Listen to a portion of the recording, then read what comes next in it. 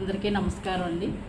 మగపిల్లలు ఎదిగిపోయిన తర్వాత, ఒక వయసు వచ్చిన తర్వాత, వాళ్ళ చదువులు ఉద్యోగాలు వాటిల్లో ఉన్నప్పుడు ఏమన్నా చిన్న చిన్న పొరపాట్లు జరుగుతున్నాయేమో ఒక కంట కనిపెట్టుకుని ఉండాలండి తల్లిదండ్రులు ఎప్పుడూ కూడా. ఎందుకంటే ఏం జరుగుతుందో ఇవాళ మనం చేసినవి కొన్ని పడతాయి, చేయని కొన్ని పడతాయి, కొన్ని రకాలు ఉన్నాయి. ఇప్పుడు ఇబ్బందులు ఉన్నాయి కదా సొసైటీలో, మనం చూస్తున్నాం కదా, రోజు ఏదో ఒకటి జరుగుతూనే ఉంటుంది. కోపాలు కూడా పెరిగిపోయి ఉన్నారు.